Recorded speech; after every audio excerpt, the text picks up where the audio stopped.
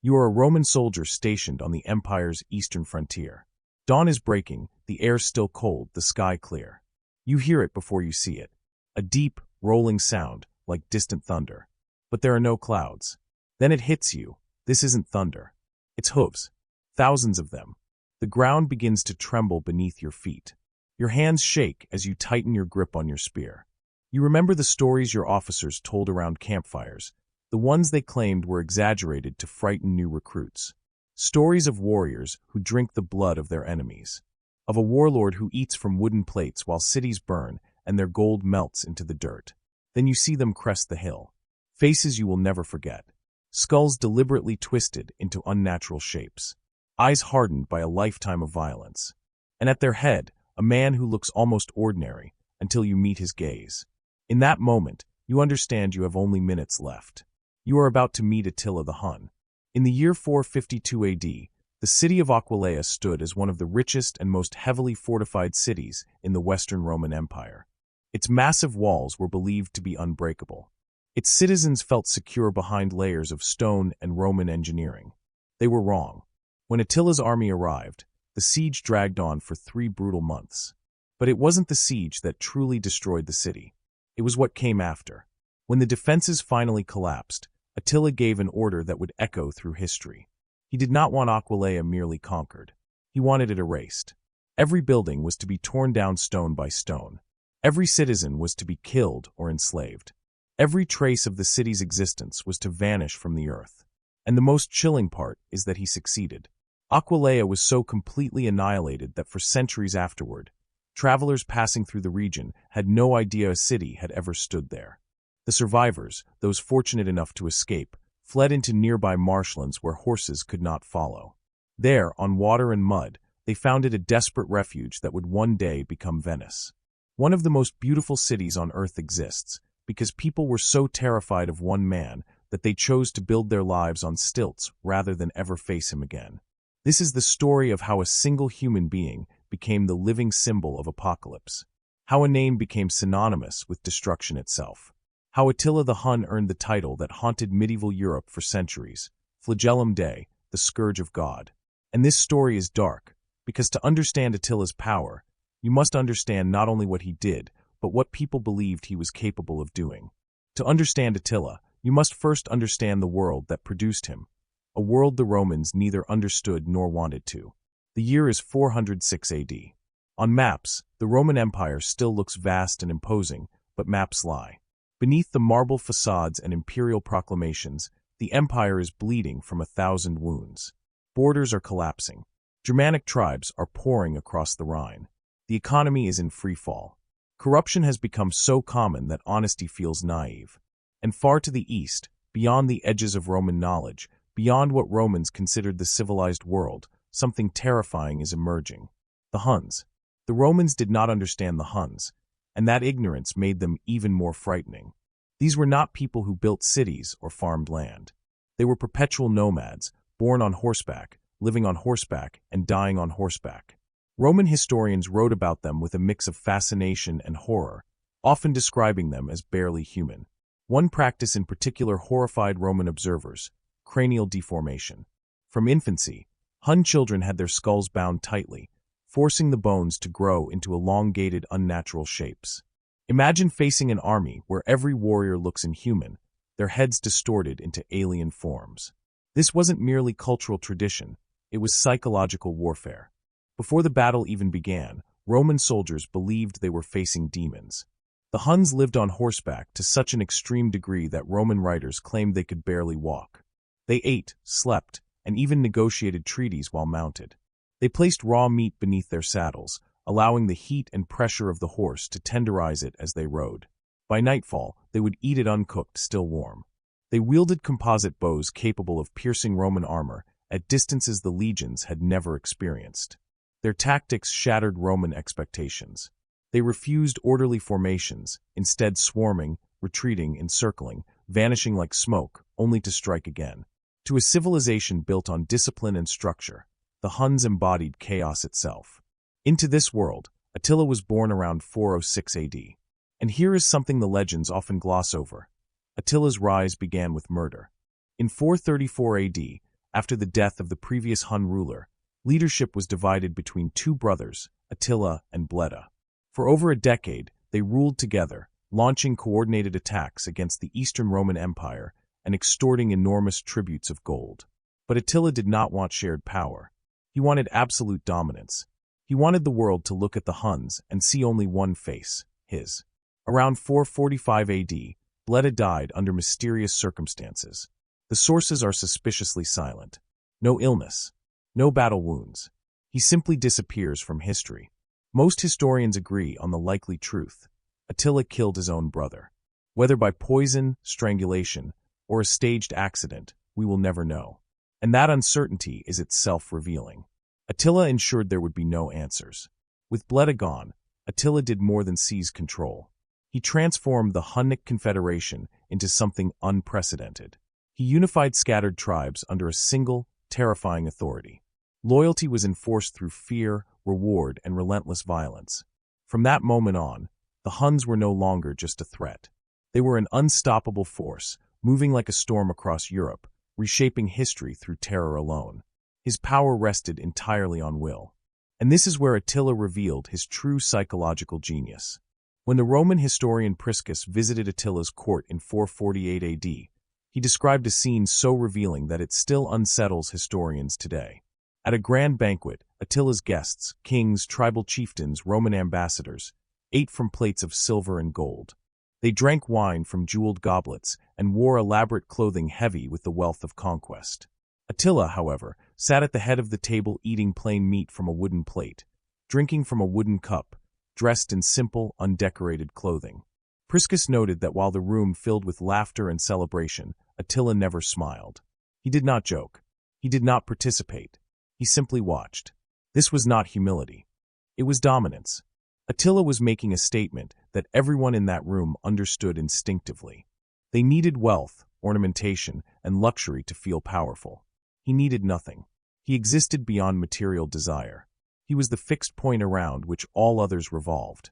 It was one of the most chilling displays of authority in recorded history, and it worked perfectly.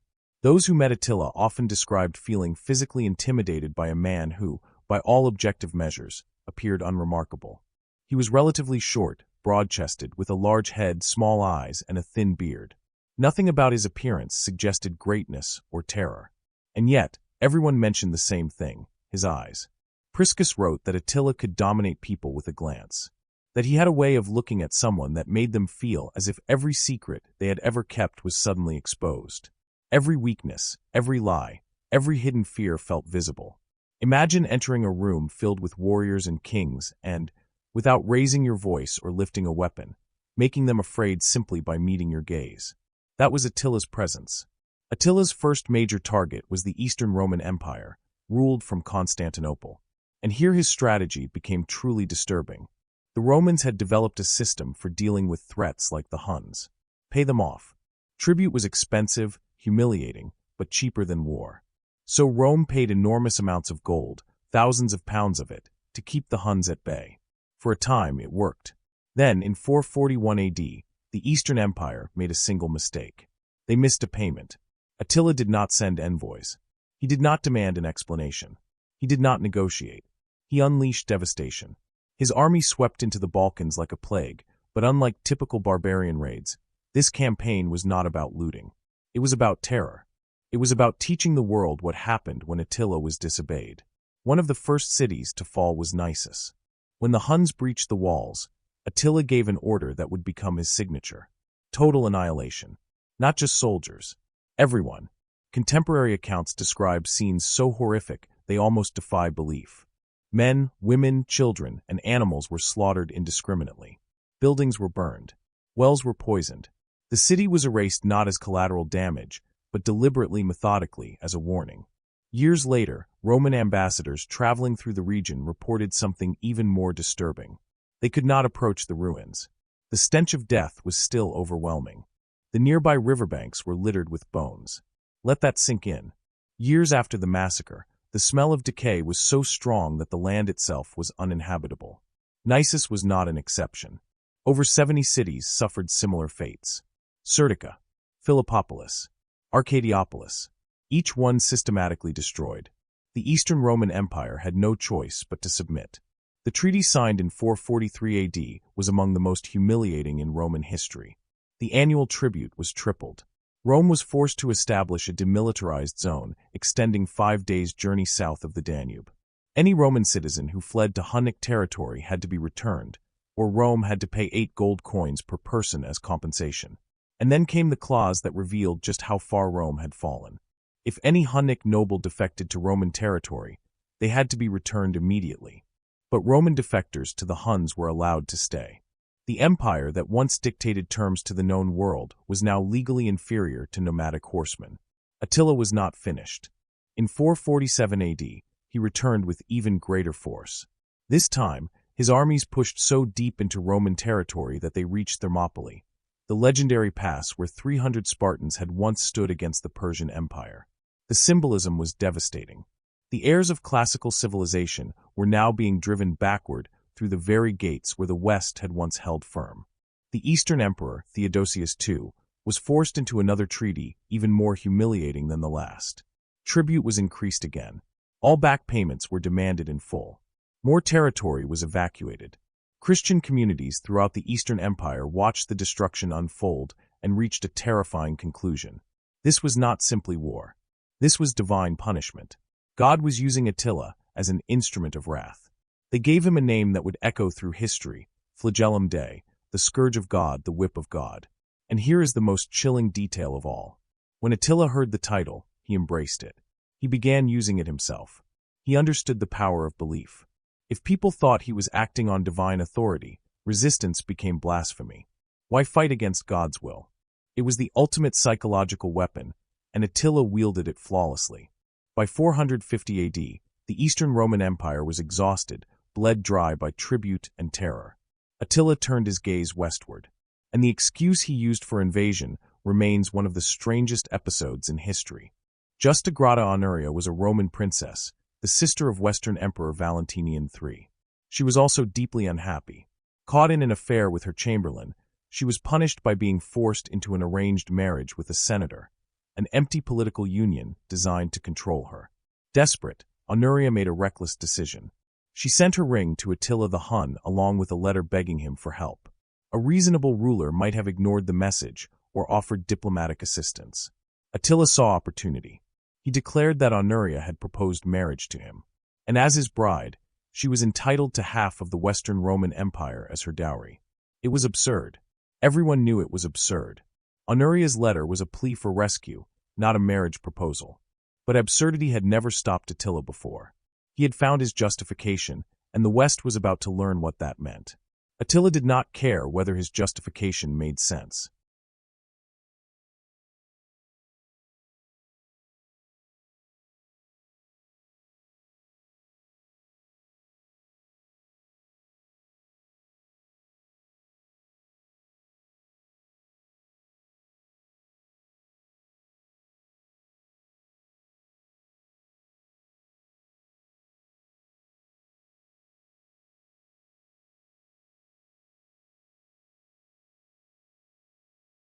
He had what he needed, an excuse to unleash war. When the Western Roman Emperor rejected his claim, Attila responded in the only way he ever did, with violence on a massive scale. He mobilized the largest army he had ever commanded.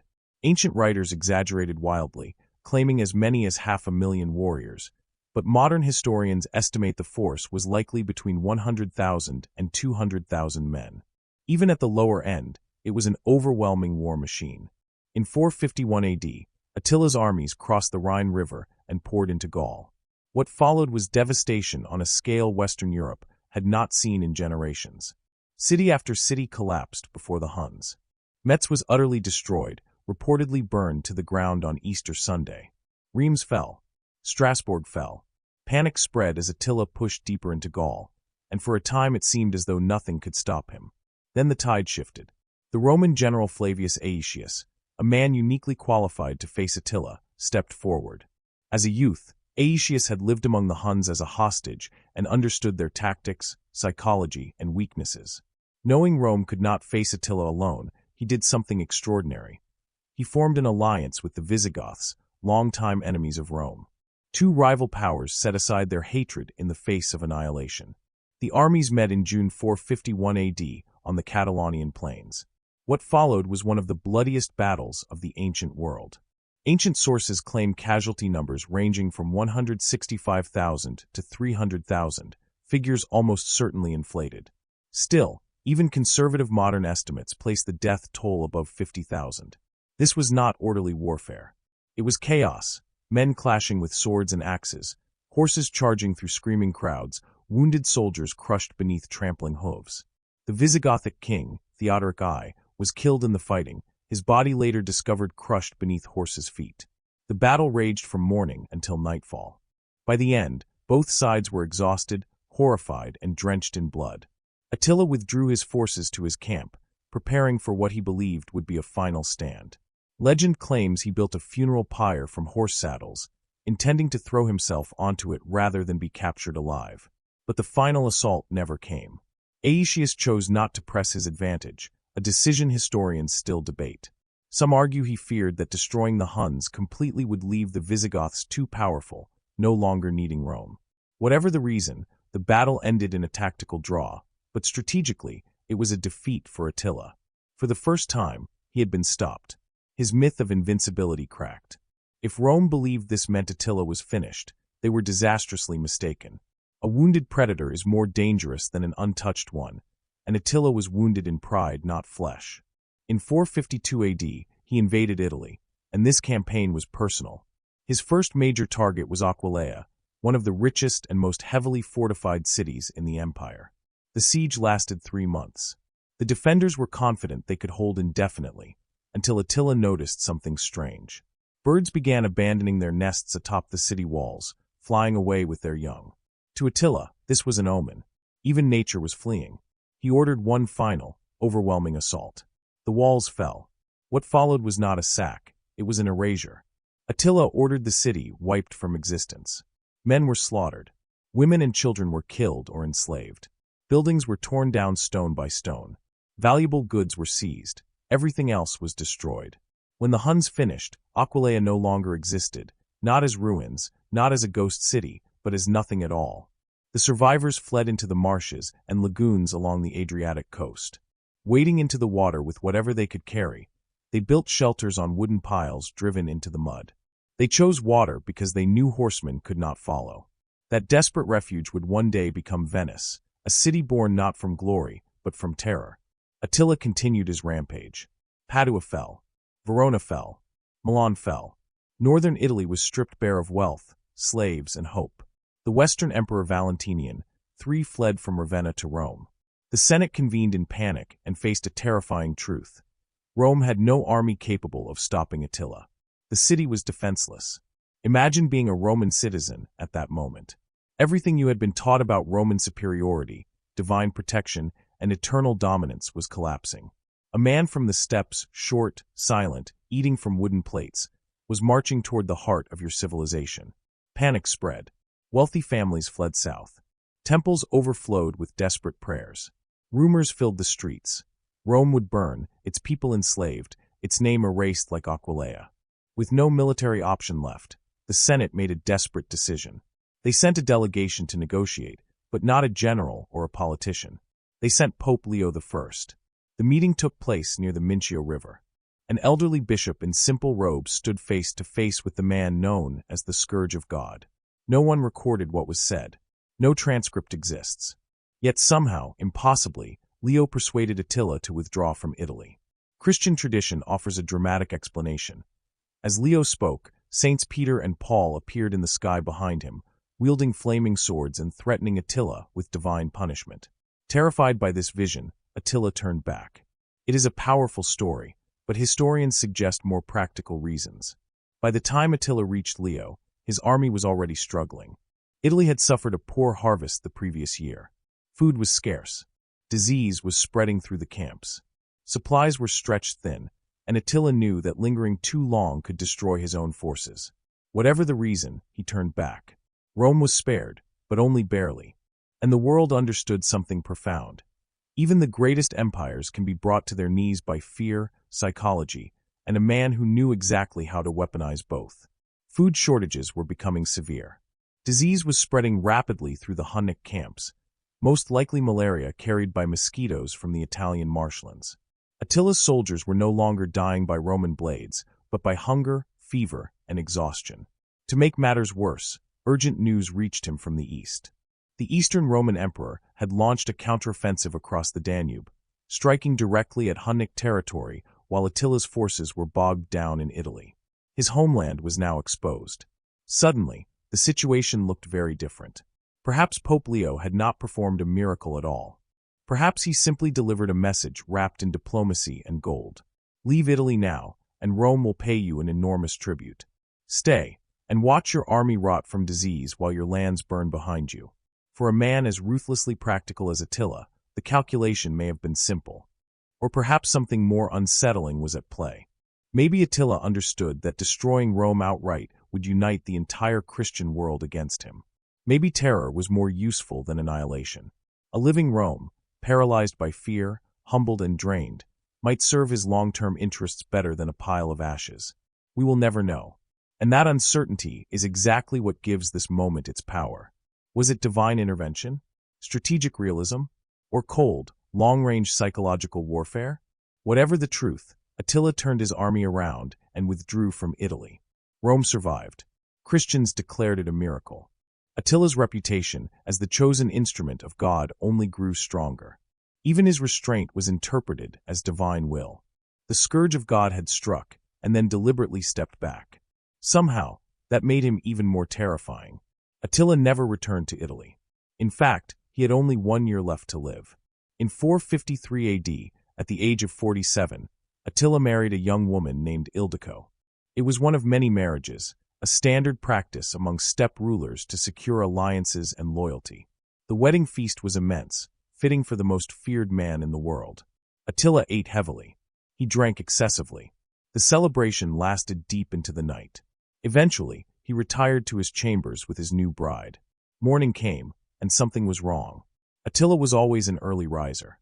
When he failed to appear, his attendants became concerned. They knocked. No response. They called out. Silence. Finally, they forced the door open. Inside, they found Attila dead. Ildiko was sitting in a corner, trembling and weeping. Attila lay motionless in a pool of his own blood. According to the official account, he had suffered a massive nosebleed during the night. Too intoxicated to wake fully, he choked on his own blood and suffocated. It was an absurdly anticlimactic end. The man who terrorized empires, who humbled Rome, who embodied the apocalypse itself, died from a hemorrhage in his sleep. Naturally, conspiracy theories erupted, and they never stopped. Was Ildiko an assassin? Had Roman agents bribed her? Was Attila poisoned during the feast? Did someone tamper with his wine? The truth is lost to history. No definitive evidence survives. What we do know is how his warriors reacted. According to the historian Jordanes, the Huns performed one of the most brutal funeral rituals ever recorded. They slashed their own faces with swords so that, as he wrote, the greatest of warriors would be mourned not by womanly tears, but by the blood of men. This was followed by a massive funeral feast known as the Strava, days of drinking, singing, and celebrating Attila's life and victories. When it came time to bury him, they ensured his grave would never be found. Legend says Attila was placed in a triple coffin, one of gold, one of silver, and one of iron. Each layer symbolized the empires he had conquered and the wealth he had taken. The burial was conducted in absolute secrecy, possibly in a riverbed that was temporarily diverted to conceal the location. And then, to guarantee silence, every slave involved in digging the grave was executed. To this day, despite centuries of searching, countless expeditions, and enormous sums of money, Attila's tomb has never been discovered. His death marked the immediate collapse of the Hunnic Empire. Attila's sons, Elik, Dengizik, and Ernak, attempted to divide power among themselves. It was a fatal mistake. The empire that Attila had held together through sheer force of personality and terror began to disintegrate almost overnight. Subjected tribes rebelled. Former allies turned into enemies.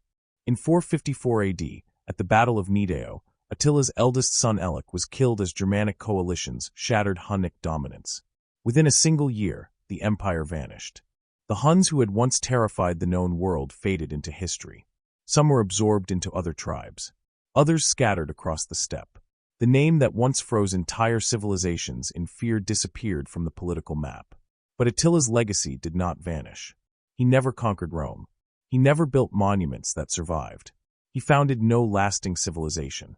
Yet his impact was enormous. Attila accelerated the collapse of the Western Roman Empire. Every city he destroyed weakened Roman infrastructure. Every tribute payment drained Rome's treasury. Every humiliating treaty eroded imperial authority.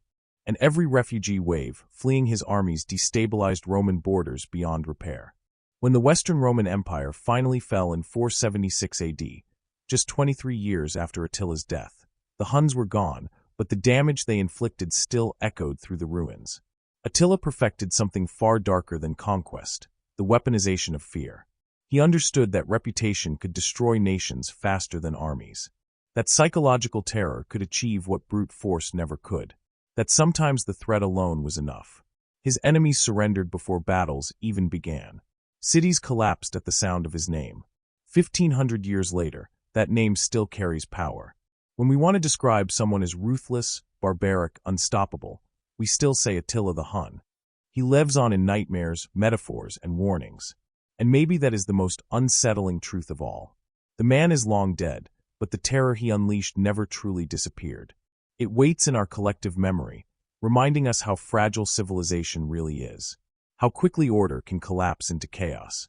How a single individual, armed with will, brutality, and psychological insight, can bring the greatest empire on earth to its knees. Sleep well tonight. And remember, everything you believe is permanent isn't. You have just witnessed how one human being became the embodiment of apocalypse. If you want more stories that expose how terrifyingly fragile our world truly is, subscribe to Crimson Historians. Turn on notifications, because the next story goes even darker. We're diving into the Mongol Empire's punishment rituals. Acts so brutal they make Attila look merciful. History doesn't repeat itself, but it absolutely rhymes.